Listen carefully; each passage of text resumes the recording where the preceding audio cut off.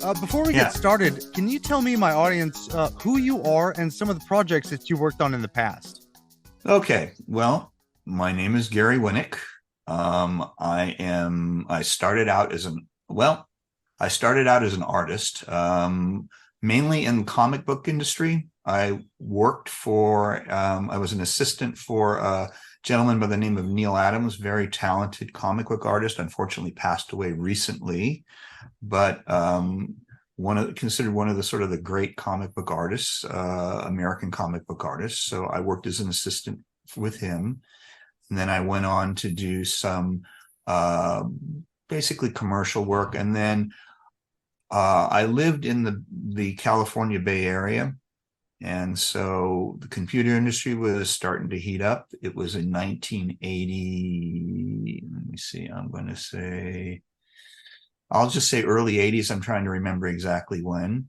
And I got a job at Atari. Atari Computer was looking for people who had illustration backgrounds because they figured it was easier to teach artists to become computer artists than to teach somebody, who was more adept at computers. So I went ahead and applied for and got a job at Atari. I worked for Atari for a period of time, and from Atari, I went on to Lucasfilm. I had a friend, Charlie Kellner, who was at Apple, and he in turn was one of the first members of the Lucasfilm Games group.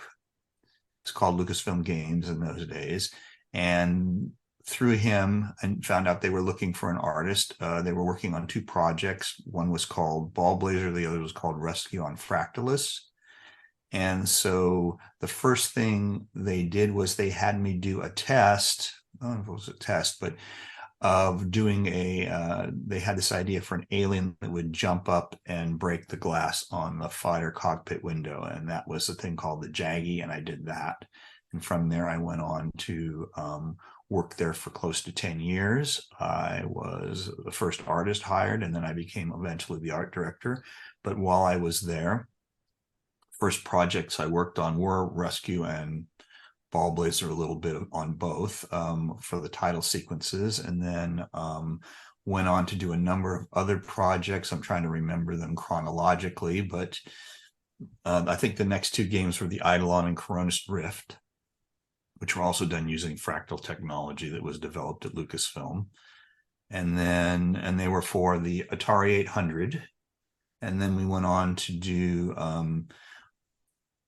and I think at that point in time, we were doing ports conversions for Coronus Rift, and we brought on two guys to work on the ports, one for the Commodore 64 port and one for the Apple port. And the fellow who came on to work for the Apple port was Eric Wilmunder, and then the fellow who came on to work on the C64 port was Ron Gilbert.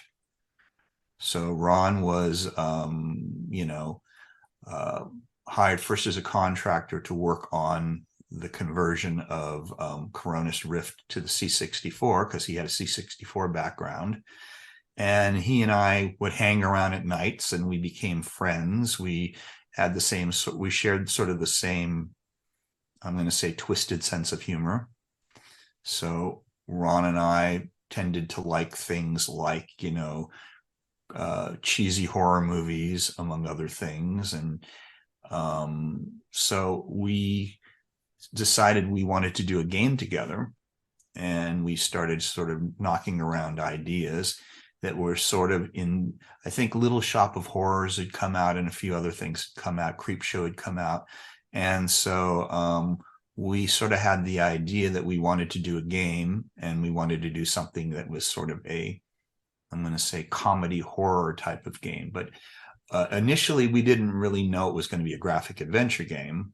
We weren't really sure. We did some charts and diagrams, a lot of charts and diagrams, and I was sort of doing sketches and stuff. And Ron was sort of trying to come up with how we were going to do this.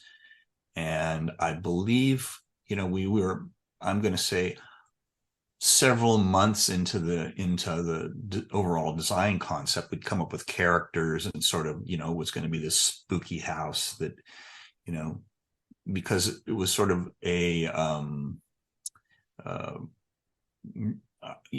based on, there being sort of this trope of these kids going into these scary houses, immediately splitting up and all being killed one right after the other. So that was sort of, one of the things that we were thinking about.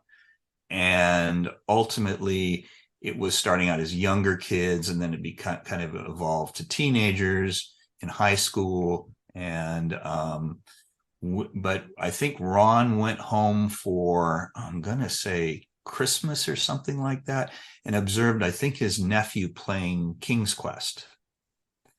And he realized at that point in time, oh, this should be an adventure game, a graphic adventure game, because he had played, and I'd played a little bit too, text-based graphic adventures like Zork and those kinds of things.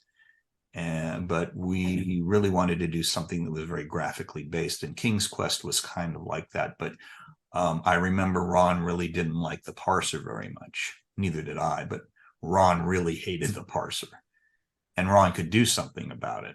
So he sort of came up with the whole idea for the scum system. I think originally he was just programming it in, I'm going to say, assembly language or something, 6502. And they sort of realized it was going to take him forever. So he and Chip Morningstar, who was our tools guy, came up with the idea to write a scripting language, which became SCUM, which stands for Script Creation Utility for Maniac Mansion. You've probably heard a lot of this before. I've done a lot of research about you, about Ron Gilbert, and about Scum.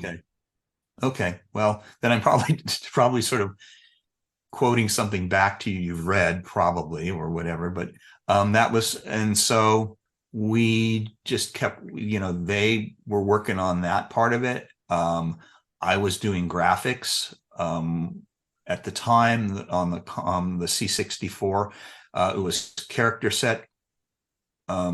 Was probably the most economical way for us to do it. So we came up, so I was doing character set, but it was, I think, I'm going to get this wrong, I think it was 256 unique characters.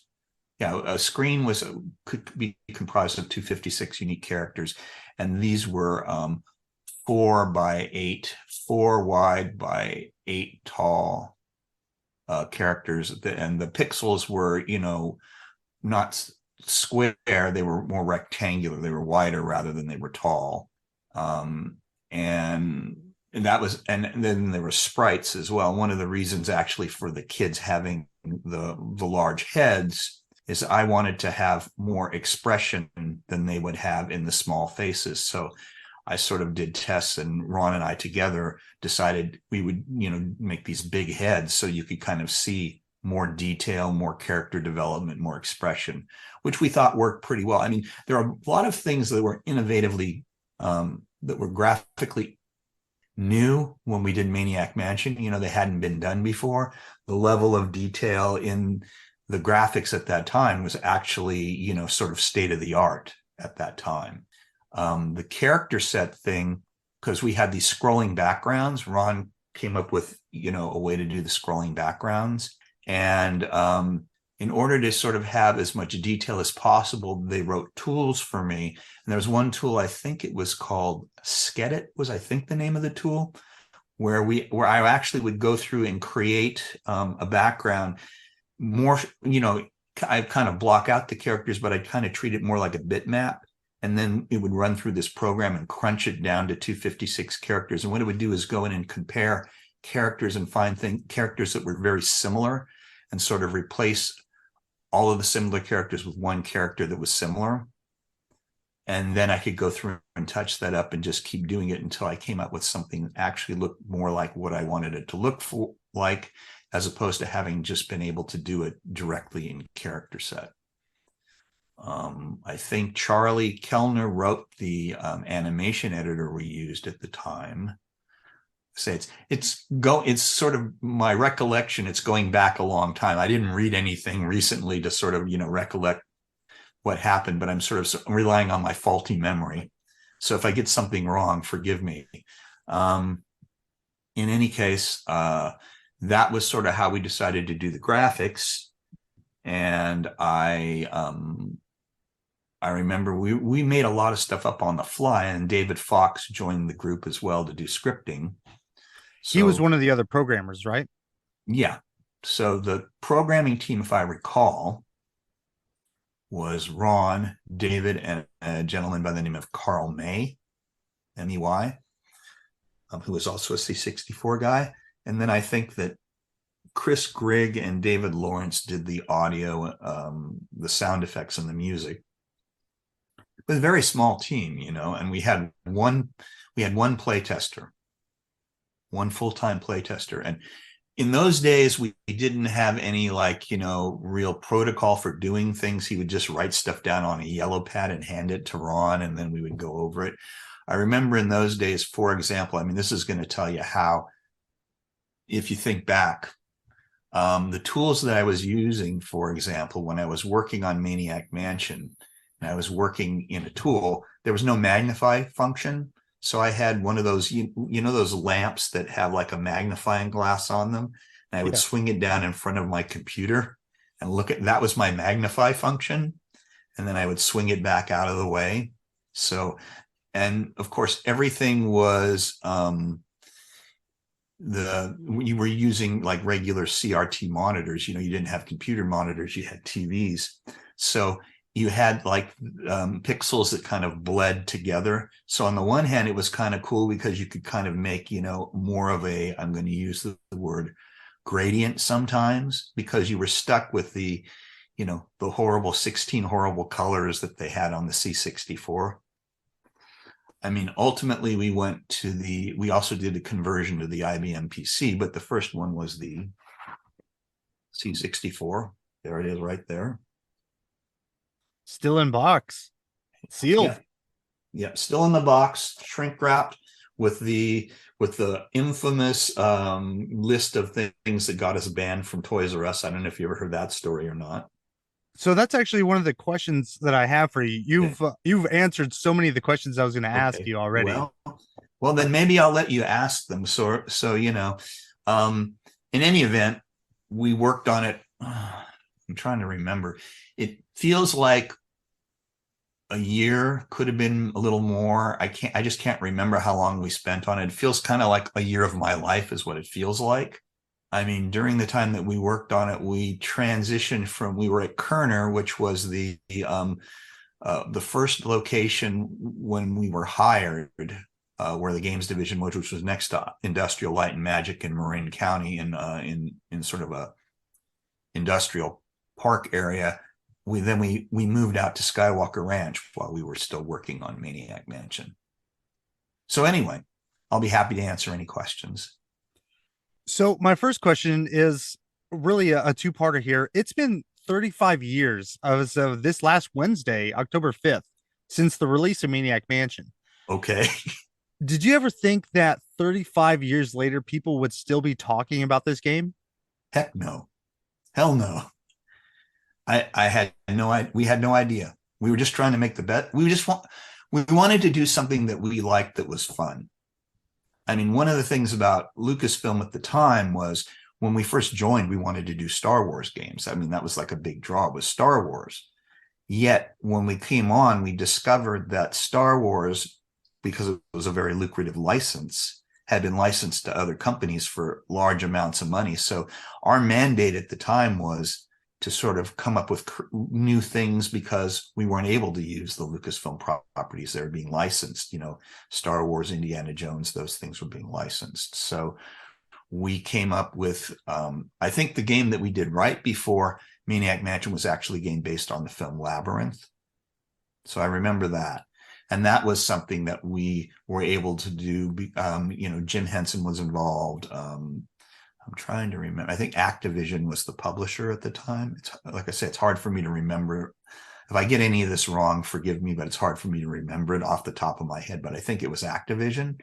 And so we did do a version, and that was a graphic adventure. And actually they had sort of this wheel interface that David, I think, came up with. And we used that on, so that there was some groundwork done there prior to doing Maniac Mansion a little bit. But so we had I think Labyrinth was the last game, at least I had worked on prior to doing Maniac Mansion. So there were point and click adventures that came before Maniac Mansion, notably Enchanted Scepters by Silicon Beach Software, and that Okay. released about 3 years prior. How did these games influence Maniac Mansion, or were there any other video games, or was it just completely from the ground up that you? I think that you'd have to ask Ron, since he was more responsible certainly for the presentation and interface than I was. But I mean, I might have heard things like I think Manhole was something I heard mentioned. I think certainly the Sierra games, Yeah, you know King's Quest had come out. So I think King's Quest was probably the one that had the most influence on us, I think, because Ron had recently, played that, and it sort of helped click what this should be. Other than the fact that the interface was still text parser based.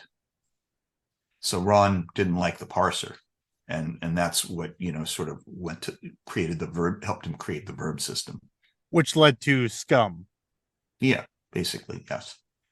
Kind of on that, as the game can be completed with any combination of characters, that is, you have Dave and two of his six friends. This means that Right. there's so many branching paths and there's so many puzzles that can only be solved by certain characters that leads to just a ridiculous possible number of possible combinations and interactions. Not to mention, you have five possible endings for the game. Well, we had no idea how difficult all that was going to be. We were just wanting to optimize as much, wouldn't it be cool if we could choose all these different people, and wouldn't it be cool if we could have all these different endings? And I think it became a huge can of worms for guys like Ron and David. I mean, ultimately we had one play tester, and I mean, there are things that make the game unplayable, but overall, we're actually amazed, I think, and I think Ron was amazed too, at just how well it ended up working, just through whatever kind of dumb luck or whatever, because uh, we bit off. If we had not, it was another one of those things. I think I've heard this where you have smart guys who are too stupid to realize how hard the thing they're doing is, so they do it anyway. And then when they're in the middle of it, they just have to finish it. And that was, I think, the situation we were in. Well, it worked. It Yep. absolutely worked. Were there any other challenges that you faced while developing this game, i.e., like time crunch or creative differences between you and Ron? I'm going to say I don't really remember any creative differences. In fact, it was me, Ron, and David, and it was a very collaborative kind of thing. We were just so happy to be doing something. And Ron has always had sort of the position that there are no stupid ideas, in the sense that we're willing to listen to anything. So I certainly don't remember on Maniac Mansion there being any real disagreement about what we were doing. We just, one of the things about Scum, you've probably heard the hamster story. That was Uh, literally my next question. yeah, I mean, because things were so easy to wire up and just to test out. Like, David and I were like messing around, and we sort of, there was a hamster and there was a microwave, and I think we just kind of looked at each other, because it made perfect sense. Well, perfect, I'm going to say macabre sense, to sort of, at least in a cartoon version, put. And when I say cartoon version, it's pretty blocky pixels at the time, so it's not like you're doing anything that feels that horrific. It's certainly not There's certain, photorealism. yeah. I mean, I will say there's a certain charm to being, I'm digressing slightly, but there's a certain charm to being able to play a game with what I'm going to call icons, basically. I mean, it's kind of almost like, if you look at it, it's almost like playing a game with icons nowadays.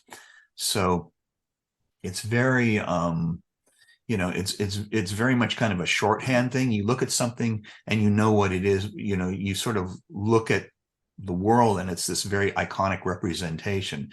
So the thought of putting, I'm going to say a Lego hamster in a microwave kind of doesn't feel as sort of horrific otherwise, though you sort of fill in those blanks in your mind's eye. And so David and I, as I said, he wired the thing up. I drew a couple of frames of art. He wired the thing up, took it into Ron, and I think we went into Ron's office, and David was like, "Go ahead, put the hamster in the microwave. Now turn it on."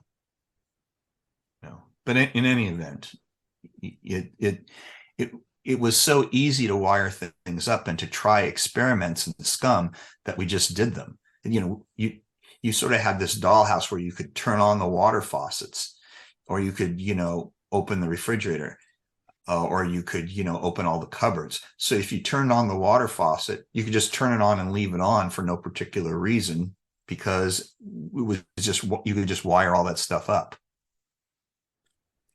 So the hamster puzzle initially made its way past Nintendo's censors when it came to be ported to the NES. However, Right. Nintendo eventually caught wind of it and had it removed from all future pressings of the cart, and it was entirely removed from the European version. What are your feelings? I Oh, go ahead. Go ahead. Oh, I guess so. Go ahead. It's Uh, hard for me to. I probably wasn't paying that much attention to it at that point in time because I was probably doing something else. At well, the time that we were doing the NES version, which I know a lot of people played, and was, because for us the C64 was sort of the seminal version. That was the original version we created, and then the IBM PC, I did that with Ron, over the course of a few months later, when we sort of started using IBM PCs. And the Nintendo version, if I recall, Doug Crockford kind of took charge of that. And then Mike Ebert, who was a guy I'd hired as an artist, worked on all of the graphics, I think pretty much for the Nintendo. And I sort of remember things that they did, like they wanted like the statue that I drew removed because it was nudity or whatever. yes. And for what it's worth, I really didn't have, like I said, I was probably moving on to work on other things, and I would just probably shook my head and say that's silly or whatever, but I really didn't care that much about it. I don't think we cared that much about it. I don't remember that. I mean, I remember in retrospect looking back at it, and I remember, as I said, I mean, at the time, I remember too that we'd been approached by Cliff and Alana, who were in the animate. We had an animation group that was working on Ewoks and Droids. There were two animated cartoons, Saturday morning cartoons, and we approached to do potentially a Saturday morning version of Maniac Mansion, and that was going to be animated. And then ultimately, that didn't end up happening. So the Family Channel, which I think used to be, I'm going to get this wrong, the Christian Broadcasting Channel, decided they came to us and they licensed them a live action version of Maniac Mansion. I don't know if you've ever heard of it or not. Yeah, it was a television show. Yeah. And it was on for a couple of seasons. And Eugene Levy, who from Second City TV, was, I think, the executive producer or the person behind that. And so Ron and I looked at that, and I remember seeing it. And originally they were sort of consulting with us, and then they kind of changed it and changed it and changed it. So it was just, they called it Maniac Mansion. And actually the name Edison's came, I think, from the TV show rather than from us. And then that kind of, we used that when we did Day of the Tentacle. So, but they kind of just did whatever they did. And at that point, Ron and I saw it and we were like, well, we wish it could have been a little bit more like the game, but okay. So that was kind of I think, once again, you do a project, you're in a company, you're doing projects, they're very, personal to you when you work on them. And it's not like we didn't care, but we were on to other things, I mean, part of our job was to continue to create, new content. So that's what we did. Uh, Okay, if I could ask you one last thing, sure. this is actually a request from the audience because Okay. I sent it out, and it was, would you please make another point and click adventure like Maniac Mansion or Thimbleweed Park that is co-op and each role filled with other players? So obviously, I don't know how much that's gonna how much sway that has, but people want more When games you from you. well, here's the thing I'll say about all that stuff. I mean, uh, I at least am, to the extent that I'm known for games. I mean, I work in comics too. That's kind of what I've done too. So, I've this is a book I did for Red Five. I'm working in the comic industry, but I'm also working in the gaming industry, doing some potentially new things. Monkey Island, Return to Monkey Island just came out. Yes, You know, Ron and Dave and everybody did a fabulous job on that. I assume you've seen it, obviously. I have. Yeah. I like the way it looks a lot. I don't. I I found I'm actually found the style to be very interesting. You know, and sort of a nice progression to in stylization. I like seeing sort of all these different stylized approaches to things. So I think that looks really good. In any event, all I can say is like to keep making new things. We'll take it all under advisement. Can't Well, make sir, any promises though. obviously, and sir, thank you so much for taking time out of your day to talk to me about Maniac Sure, Mansion. sure, And I hope that there's a possibility of maybe doing this again about some of your other games in the future. sure. Just shoot me an email, and I'll be happy to talk to you. All right. Thank you so much, sir. Sure. You take care. You too. Okay. Bye bye.